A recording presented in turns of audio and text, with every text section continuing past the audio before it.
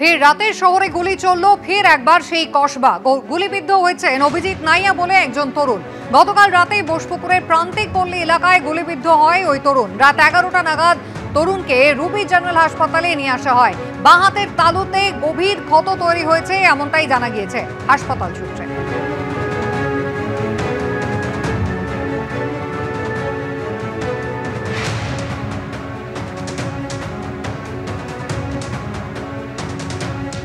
এই গুলিকাণ্ডে প্রথমে বয়ান দিয়েছিল জখম তরুণ যে হামলা চালিয়েছে হেলমেট পরে আসা দুজন দুষ্কৃতী, কিন্তু পুলিশি জিজ্ঞাসাবাদের মুখে পড়ে সে একেবারে নিজের বয়ান বদলে ফেলে। দুই বন্ধুর কাছে একটি 9mm পিস্তল দেখিয়ে সেটি দেখতে গিয়েই দুর্ঘটনা ঘটে। পিস্তল থেকে গুলি বেরিয়ে জখম হয়েছে এই তরুণ। পুলিশের কাছে দেওয়া বয়ানে এমনটাই উল্লেখ রয়েছে। অভিজিৎ সর্দার নামে এক অভিযুক্তকে পুলিশ গ্রেফতার করেছে, আগ্নেয়াস্ত্রটিও উদ্ধার হয়েছে। সরাসরি ঘটনাস্থলে আমাদের প্রতিনিধি আবির দত্ত রয়েছেন। আবির, একেবারে কয়েকজন তরুণ, তাদের মধ্যে হয়তো বচসা, সেই কারণে এই গন্ডগোল, কিন্তু যাকে গ্রেফতার করা হয়েছে ঘটনাস্থলে কি সেও উপস্থিত ছিল? আর কতজন ছিল? ঠিক কি ঘটনা ঘটেছে এখনো পর্যন্ত পুলিশ সূত্রে কি জানা যাচ্ছে?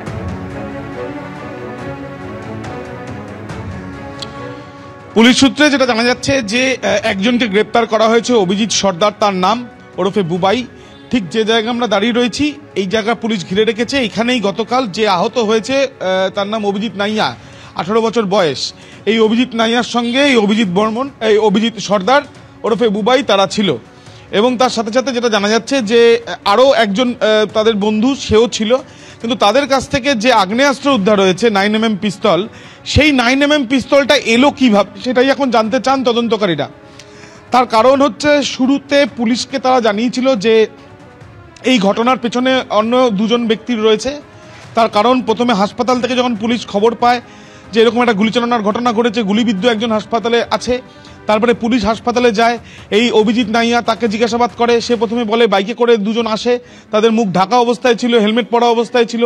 তারা জানায় যে তাদের গোষ্ঠীর একজনের সঙ্গে ঝামেলা করেছে বলে বন্দুক তাক করে এই অভিজিৎ নাইয়ার দিকে, এবং তারপরে বন্দুক নিয়ে যখন ধস্তাধস্তি শুরু হয় তখন এই গুলি চলে এবং তার বাঁ হাতের তালুতে লাগে।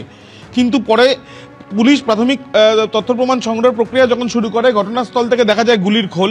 আর যে জায়গায় গুলি চলেছে বলা হয় সেই জায়গার তুলনায় এই ঘটনাস্থল যেখান থেকে গুলির খোল পাওয়া গেছে সেই জায়গার যথেষ্ট দূরত্ব রয়েছে, এবং এরপরই সন্দেহ আরও বাড়ে এবং তাকে আবারও তাকে জিজ্ঞাসাবাদ করায়। কিন্তু সে জানায় যে ঘটনাটা ঘটেছে ঠিক যে জায়গায় আমরা দাঁড়িয়ে আছি এখানেই। এখন প্রশ্ন হচ্ছে যে এই আগ্নেয়াস্ত্র এই 18 বছর বয়সী যুবক যাকে আহত অবস্থায় ভর্তি হাসপাতালে, এবং আরেকজন যুবক তার বন্ধু যাকে গ্রেপ্তার করা হয়েছে, তাদের কাছে এলো কোথা থেকে? এবং তাদের কাছে যে আগ্নেয়াস্ত্র আছে শুধু আগ্নেয়াস্ত্র নয়, আগ্নেয়াস্ত্র লোডের অবস্থায় আছে। এবং যে জায়গায় ঘটনা সেখান থেকে সামনে একটি স্কুল, এখান থেকে প্রায় 800 মিটার দূরত্বে কাউন্সিলরের বাড়ি, যে কাউন্সিলরকে খুনের চক্রান্ত করার জন্য বেশ কয়েকজন আসে, সেই ছবি সিসিটিভিতে ধরা পড়েছিল। 900 মিটার দূরত্বে আমরা জানি যে এখানে ওয়ার্ড অফিস রয়েছে, তার সাথে সাথে অ্যাক্রোপলিস মল রয়েছে। এবং এই যে জায়গা, একবার দীপ্তেন্দু চক্রবর্তী আমার ক্যামেরা পার্সন দেখাচ্ছে, এই জায়গাটা এমনি সময় যথেষ্টই মানুষ এখান থেকে যাতায়াত করেন। অন্য সময় যেহেতু অনেক গাছ রয়েছে, ছোট ছোট ঘর রয়েছে এখানে, অনেকে এখানে বসবাস করেন। পাশেই খাল, বা একটা বলা যাচ্ছে যে একটা খালের অংশ, এবং তারপরেই কিন্তু অনেকগুলো আবাসন রয়েছে বা বড় বিল্ডিং রয়েছে, অনেকে ফ্ল্যাট এখানে থাকেন। কিন্তু এখানে বসেই এই যে তাহলে কি মদের আসর বসিয়ে সেখানেই কোনো না কোনোভাবে দুর্ঘটনাবশত এই গুলি চলে গেছে, এই বিষয়গুলো তদন্ত করে দেখছেন তারা। কিন্তু এই আগ্নেয়াস্ত্র এলো কোথা থেকে, এই প্রশ্নের জবাবও তারা খুঁজছেন। বিভিন্ন সিসিটিভি ক্যামেরার ফুটেজও খতিয়ে দেখা হচ্ছে। আবির, ধন্যবাদ। দেখুন, এর আগেও কসবাতে আমরা দেখেছি কাউন্সিলের উপর গুলি চলেছে, সুশান্ত ঘোষের উপরে। এবার কলেজে কাণ্ড ঘটেছে, এর আগে আমরা দেখলাম যেখানে একজন কলেজ ছাত্রীকে রেপ করা হয়েছে। আজকে আবার গুলি চলেছে। এখন তো মনে হচ্ছে সত্যজিৎ রায় থাকলে লিখতেন যত কাণ্ড কসবাতে। সেই অবস্থায় যাচ্ছে আর কি বাংলা, যে জায়গায় নিয়ে যাচ্ছেন মাননীয় মুখ্যমন্ত্রী। বিহার সহ বিভিন্ন রাজ্য থেকে গুন্ডা বদমাশ যারা, তারা পশ্চিমবঙ্গে এসে বিশেষ করে কলকাতাতে ঘাঁটি গেড়েছে। এর আগে আমরা দেখেছি যে মুজিবুর রহমানের হত্যাকারী তিনি প্রায় 20-22 বছর ধরে বামফ্রন্ট আমলে এবং তারপরে তৃণমূল আমলেও যথারীতি লুকিয়েছিল। পরবর্তী সময় এনআইএর লোকেরা এসে তাকে তুলে নিয়ে যায়।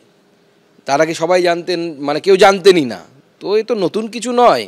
পশ্চিমবঙ্গের মুখ্যমন্ত্রী যে বলেছেন না যে আমি গোটা ভারতবর্ষকে লণ্ডভণ্ড করে দেবো, না কি করে দেবো, বাংলা উনি লণ্ডভণ্ড করতে পেরেছেন, সেই জন্য উনি ভাবছেন গোটা ভারতবর্ষকে পারবেন।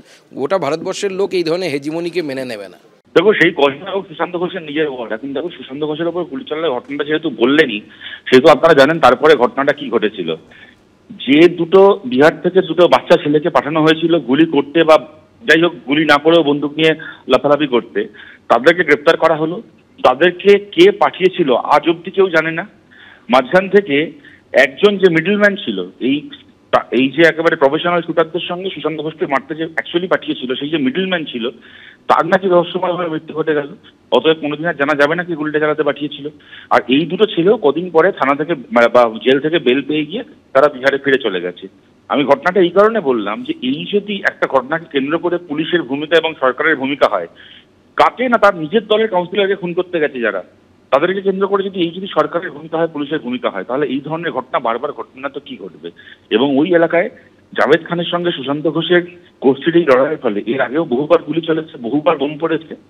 ওখানে একটার পর একটা পুকুর, ওই 108 নম্বর ওয়ার্ডে, এটা ইস্ট ক্যালকাটা ওয়েটল্যান্ড, একেবারে সিমলা বিরিয়ানি যে রেস্টুরেন্টটা রয়েছে তার পেছনেই একটা বিরাট ঝিল এখন ভরাট চলছে এই মুহূর্তে।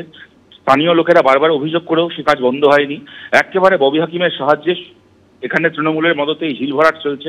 এই ধরনের বিভিন্ন পুকুর ভরাট, ঝিল ভরাট এবং সেখানে বেআইনি বিল্ডিং তৈরি করাকে কেন্দ্র করে জাভেদ খান আর সুশান্ত ঘোষের গোষ্ঠীর মধ্যে ঝামেলা এবং তার জন্য গোলাগুলি চলা নিত্য নৈমিত্তিক ঘটনা ঘটে গেছে। গত 5-6 বছর এরকম একাধিক ঘটনা সামনে এসছে, কিন্তু একটা ক্ষেত্রেও সত্যিকারের মাথাদেরকে ধরা হয়নি। আমরা জানি এক্ষেত্রেও ধরা হবে না।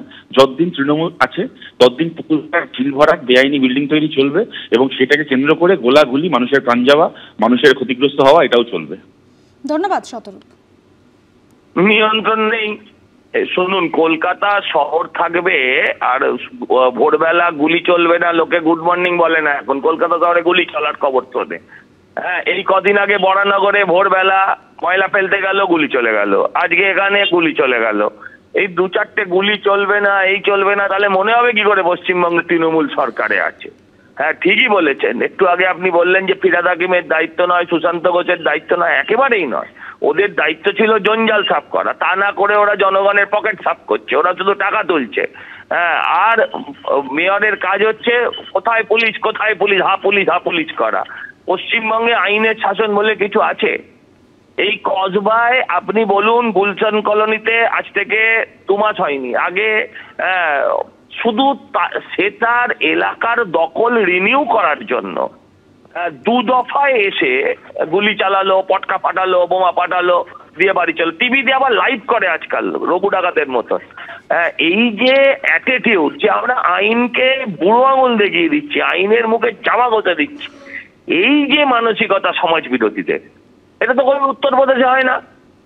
এখানে তো উত্তরপ্রদেশে হয় না। তখন বলবেন যে ওখানে এনকাউন্টার করে দেওয়া হচ্ছে। মাঝে মাঝে তো তারও প্রয়োজন আছে। আইনকে ভয় পেতে হবে, ভয় থেকে ভক্তির জন্ম। এখানে সবাই তো আইনকে মনে করে পকেটে নিয়ে নিয়েছে। আইন তো আমার ঘরে, আইন আমার কেনা।